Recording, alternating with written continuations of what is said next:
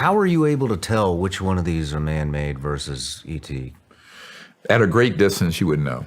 If you're up close enough, the man-made ones are going to have components, protrusions, electromagnetic. Often they're going to be seams, welding marks.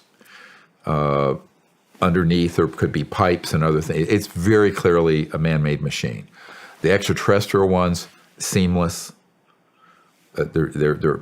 They're extruded in this process of how they create them. Even the light they give off is very different because it's coming through such pure material science, extremely pure materials. And then if you we're still in the infancy stages we're still in the infancy stages of this compared to. I'm afraid in 2023 we're certainly not in infancy. We have technologies and material science that are far beyond. Look at what Stephen Digna talked about, that Raytheon device. Out of 1 million people who would have seen or touched that thing, 1 million of them would have said it was extraterrestrial. No one would have thought we had that kind of technology. AI, organic quality to it. That, if you look at his testimony carefully, but that's how they've been getting away with doing the abductions, the quote alien abduction hoax. The way they've been able to do it is have technologies and also creatures that look like they're gray or reptilian or whatever. I know men who've worked on them, actually fabricated them. Those are man-made. And they're used for their psychological warfare purpose. This is one thing I would love to get Dr. Jacques Vallée to release this document he has from 1985. It's a CIA official document, and it describes the CIA conducting abductions, alien abductions in Brazil and Argentina, quote, for their psychological warfare value. Now, this is now, almost 40 years ago, 38 years ago. So those sort of projects, aside from being a crime in any jurisdiction anywhere on the planet, and a crime against humanity, is creating this false flag psychology, the preparation, because people are brainwashed thinking the aliens are mutilating and the aliens are abducting us. They have no need to do that. That's this disinformation campaign using incredibly high-tech technologies that we've studied from the extraterrestrials.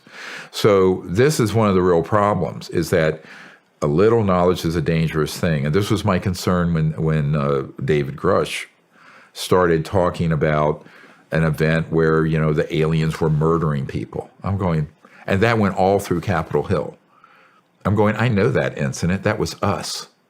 So people, and I don't think he understands, because he's a young man, the problem of having a little bit of information on this and thinking you know a lot is that you're going to step into a booby trap. And the booby trap is being played by the very unconstitutional criminals that people like him were trying to uncover.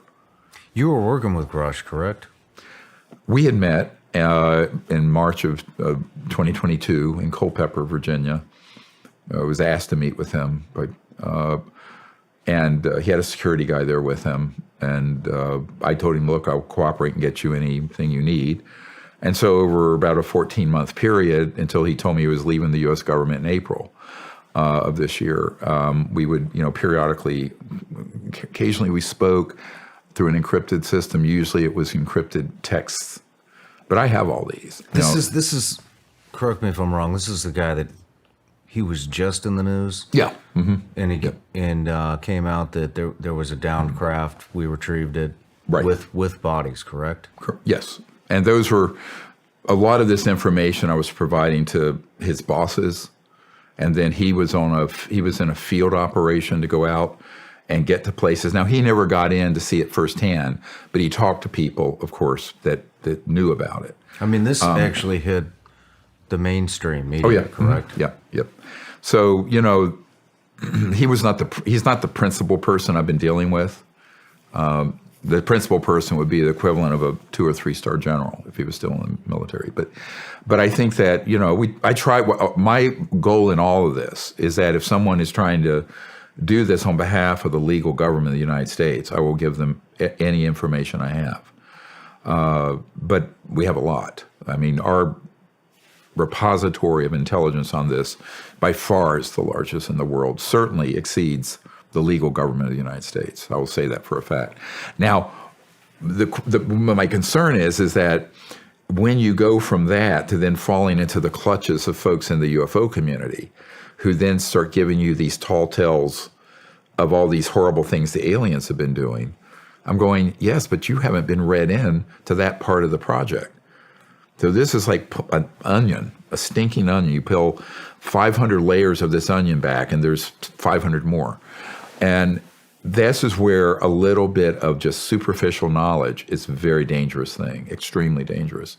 And my concern about that is that this is exactly the game that's going to be run on Congress and the White House. Well, I mean, you're already seeing it. I mean, like I said, look, I don't trust the mainstream media.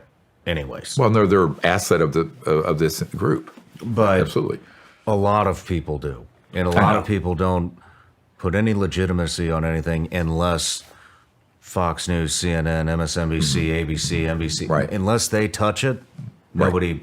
Right. I'm not going to say nobody because there's a growing. The population that doesn't believe in the mainstream media is just continuously getting larger. It's probably half the population. Yeah. But why do you think? I mean, that would be the biggest story in the world. Mm-hmm. We've recovered an ET craft with bodies, and on every news network they're all covering it, and then just like that, it's gone. No photos, no nothing. What happened? Why do you think it just disappeared? Well, we know why. I mean, in 2001, when we did the first National Press Club event, we had a guy who was on a team that for several years in the 60s retrieved the bodies and the craft. And he spoke, and he had all of his information there. His name is Sergeant Clifford Stone. He's in our archive. Go look at it. So the people we just had at the National Press Club, a decorated U-2 pilot who encountered these objects back in the 60s, 70s, 80s, worked at the Lockheed operations and skunk work interface with Ben Rich directly, personally. He didn't get to go into that. But these guys are all available to give testimony. These are firsthand. David Grush was secondhand. He never was principally involved. Stephen Digna, was with two Raytheon guys with these man-made Raytheon devices. D.C. Long was in an underground facility out on the Range 19 with some Delta guys, took his dad in, who was a contractor, and they accidentally saw this system levitating a 100-ton concrete block up in the air, along with some giant boulders. Absolutely true. And we had people who were, at other operations that we brought. Now, those are all every one of our 750 Disclosure Project folks are firsthand witnesses, meaning that they weren't people trying to find out like David Grush was. They're people who actually were in there. Interesting that the media won't interview them. It is. Though, if they really want to know the truth, why would you want to talk to a field operator who didn't have firsthand information and skip over the people who actually touched the things, saw them? You see what I'm saying? Yeah. So the public has to ask the question very quickly. How do we get the truth out? I think we're asking everyone to write their member of Congress and their two senators and the White House as an activist responsibility as a citizen of the United States and refer to the National Press Club event and the Disclosure Project archive, because we've sent all this in, and say, now we need to see action taken. Now, whether the media, the corporate media, I honestly believe is controlled by this same corrupt enterprise. I mean, Doc, they're definitely controlled. I mean, there's multiple videos of them all reporting the exact same shit. I mean, right. It's ridiculous that anybody even watches it anymore. Well, I mean, it's staged. And the problem with that, they do have, and this is the other big announcement, if there are any attorneys listening, we now have over 150 attorneys and legal professionals on our legal team. And not only will they protect and defend any whistleblowers and the project, but they also we're moving quickly towards issuing a civilian RICO, Racketeer Influence Corrupt Organization lawsuit. Who are going to be in the target? All these corporations and individuals.